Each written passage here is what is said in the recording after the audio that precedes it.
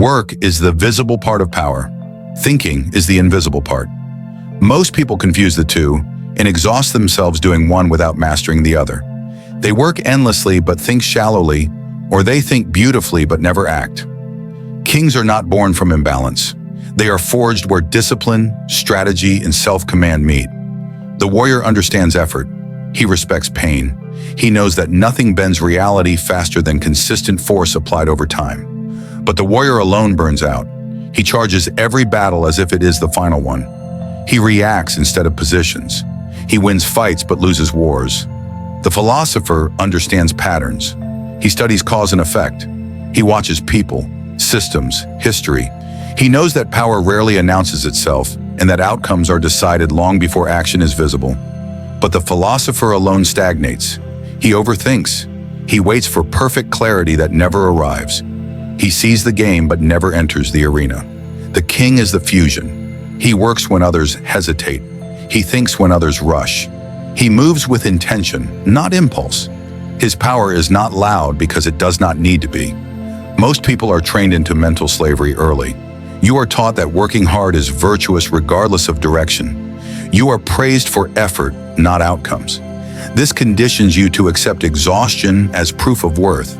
But exhaustion is not proof of progress. It is often proof of poor thinking. A warrior without philosophy becomes a tool. He can be aimed by anyone with authority. A philosopher without work becomes irrelevant. He can be ignored by anyone with results. The first psychological shift is understanding that effort is not equal. Some hours create momentum, others only create fatigue. The warrior's job is to endure. The philosopher's job is to choose where endurance is applied. The world rewards those who suffer efficiently. This is uncomfortable because it removes moral comfort. You can no longer hide behind, "I tried my best." The king does not care about effort narratives. He cares about positioning. He asks different questions. Not how hard should I work, but where does this effort compound? Not what do I feel like doing, but what move changes my leverage. Warriors wake up early. Kings wake up aware. Awareness is dangerous. Once you see patterns, you can't unsee them. You start noticing how people are managed by incentives, how fear is disguised as morality, how urgency is used to strip people of leverage. The philosopher in you begins to detach emotionally. This detachment is not weakness. It is insulation. Emotion clouds timing. Timing is everything. The warrior is trained to push through emotion. The philosopher is trained to observe it. The king uses it selectively, his own and others. He knows when to display passion and when to remain unreadable. He knows that mystery is a form of control. Most people overshare their intentions. They announce goals, struggles, plans. This feels honest, but it leaks power. When people know what you want, they can delay it, deny it, or use it to control you. The king reveals outcomes, not intentions. Work in silence is not humility, it is strategy. The warrior respects hierarchy because it provides structure. The philosopher questions hierarchy because it often masks incompetence. The king understands hierarchy as a tool. He knows when to obey, when to bypass, and when to build his own. Winning is not about domination, it is about optionality. The ability to say no without panic. The ability to walk away without collapse. The ability to choose battles instead of being dragged into them. This is why money alone does not make kings. Money without mindset amplifies weakness. It removes constraints without adding discipline. This is why so many who gain wealth quickly lose it faster. Their inner structure cannot hold outer expansion. The warrior builds capacity. The philosopher builds clarity. The king builds restraint. Restraint is misunderstood. People think it means holding back. It actually means precision, knowing exactly how much force is needed and no more. Excess effort is a sign of insecurity. Excess talking is a sign of uncertainty. Excess aggression is a sign of fear. The king is calm because he sees further ahead. He understands delayed gratification not as sacrifice but as leverage over time. He invests effort where returns are asymmetric. Small inputs, large outputs. This requires patience, which is psychologically brutal. Patience feels like inaction to an undisciplined mind. It triggers anxiety. The urge to do something is often the enemy.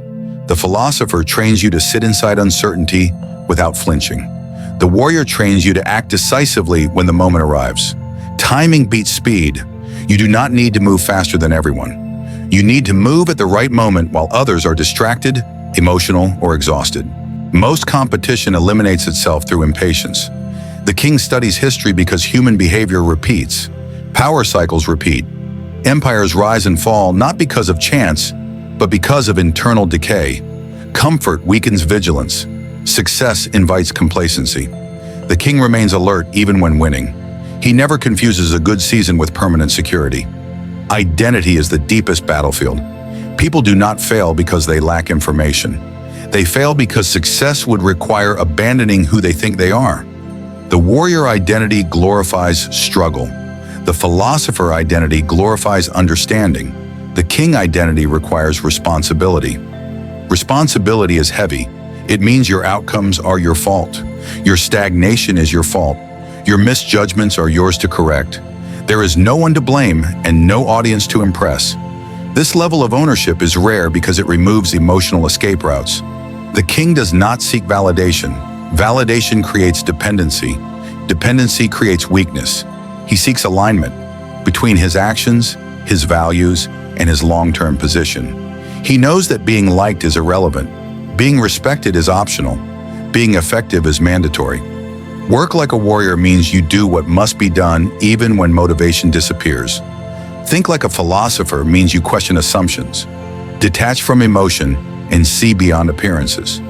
Win like a king means you combine both without being consumed by either. The world will test you constantly, with distractions, with praise, with setbacks, with false opportunities. Each test asks the same question: are you acting from impulse or from position? Most people are reactive. They live in response mode. The king lives in design mode. Design takes time up front and saves pain later. Reaction feels fast and costs you over time. The impatient suffer twice. You are not here to be busy. You are here to be effective. This path is lonely because fewer people operate this way. When you stop complaining, people feel exposed. When you stop explaining, people feel shut out. When you stop reacting, people feel powerless. Let them.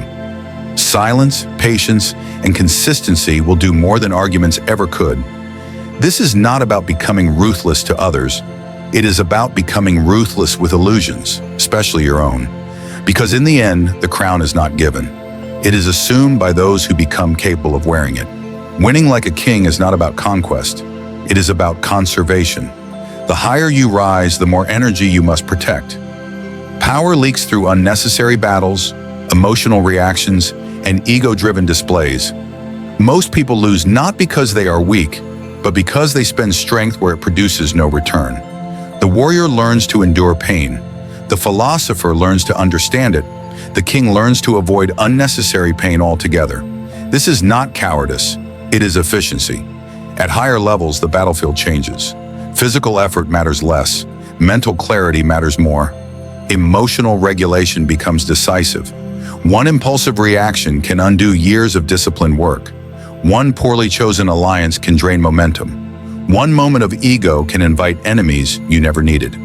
This is why kings appear calm even under pressure. Calm is not the absence of stress. It is mastery over response. When others panic, they reveal information. When others rush, they expose intentions. When others react, they surrender leverage. Stillness is intimidating because it creates uncertainty. People do not know where they stand with you. They cannot predict your moves. Predictability is comfort. Comfort is control. The king denies others this advantage. Most people speak to relieve internal pressure. Kings speak to shape external reality. The philosopher inside you must constantly audit beliefs. Many beliefs were never chosen. They were inherited. Cultural myths, family narratives, social expectations. These invisible scripts quietly dictate behavior. Until examined, they own you. Hard work is praised because it keeps systems running. Deep thinking is discouraged because it questions systems. Strategic silence is misunderstood because it cannot be exploited easily. A king accepts being misunderstood. Misunderstanding is the price of independence. The warrior's discipline builds resilience. The philosopher's detachment builds clarity. But winning requires something deeper: emotional sovereignty, the ability to experience emotion without being commanded by it. Anger feels powerful but shortens vision. Fear feels protective but narrows options. Pleasure feels rewarding but softens edge. The king experiences all of these but obeys none of them. He does not suppress emotion, he subordinates it. Subordination is not repression, it is hierarchy. Emotion informs, reason decides, vision overrides both. Vision is not imagination. It is a long-term orientation that organizes short-term behavior. Without vision, discipline becomes punishment. With vision, discipline becomes identity. Most people quit not because the path is hard, but because the path is unclear. The philosopher clarifies the path. The warrior walks it. The king adjusts it when conditions change. Rigidity breaks, adaptability survives. Adaptability does not mean changing principles. It means changing tactics without emotional attachment. Losing a tactic is not losing identity. Those who confuse the two stagnate. This is why kings study people more than techniques. Techniques expire. Human behavior does not.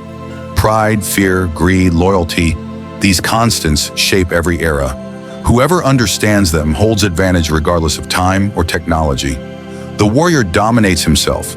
The philosopher understands others. The king integrates both. Control over self is the foundation.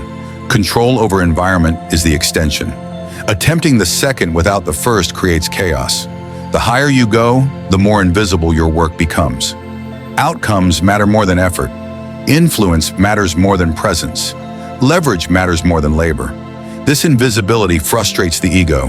There are fewer markers of progress, fewer people to impress, fewer applause moments. This is where many self-sabotage. They provoke conflict. They seek recognition. They abandon strategy for stimulation. Kings resist stimulation addiction. They understand that boredom is not the enemy. Lack of direction is. When you stop needing validation, you gain freedom of movement. When you stop explaining yourself, you gain speed. When you stop reacting, you gain authority. Authority is not enforced, it is felt. People sense when someone cannot be rushed, cannot be pressured, cannot be emotionally hijacked. This creates gravity. Others adjust their behavior without being told. This is real power. The world will test this power by offering shortcuts. Easy wins, praise, attention. These are not rewards, they are distractions calibrated to weaken focus. The king evaluates every opportunity by one metric. Does this increase or reduce my long-term control? If it increases visibility but reduces autonomy, it is rejected. If it increases money but increases dependency, it is questioned. If it increases status but increases obligation, it is declined. Winning means choosing what to exclude. Exclusion is painful because it requires saying no to things you could enjoy. But inclusion without discernment leads to dilution. Dilution is the quiet death of excellence. The warrior pushes through pain. The philosopher analyzes it. The king designs life to minimize unnecessary pain while maximizing growth. Growth does not require suffering. It requires resistance applied intelligently. Too little resistance leads to stagnation. Too much leads to breakdown. Mastery lives in calibration. Calibration requires honesty, brutal honesty, about strengths, about limits, about blind spots. Kings surround themselves with truth, not comfort. Flattery is poison at this level. The king does not confuse loyalty with agreement. He values those who protect the mission, not his ego. Over time, you will notice a shift. Fewer dramatic swings, less urgency, more deliberate moves. Life feels quieter, but heavier. Every decision carries weight. This is the burden of command. Many want the image of the crown. Few want the responsibility of wearing it. Responsibility means consequences do not disperse upward or outward. They land on you, fully, cleanly. This can feel isolating. But isolation is not weakness when chosen consciously. Solitude sharpens judgment. The warrior thrives in chaos. The philosopher thrives in contemplation. The king thrives in balance. Balance is not equal distribution. It is dynamic alignment. Knowing when to push, when to pause, when to wait, when to strike. This rhythm cannot be taught. It is earned through observation, error, and restraint. Eventually, you stop asking if you are winning. You start asking if you are positioned correctly. Winning becomes a byproduct, not the obsession. Obsessions blind, positions endure. Work like a warrior so you can withstand reality. Think like a philosopher so you can see reality clearly. Win like a king so you are no longer controlled by reality. Because true victory is not dominance over others. It is sovereignty over yourself and the life you design around that sovereignty.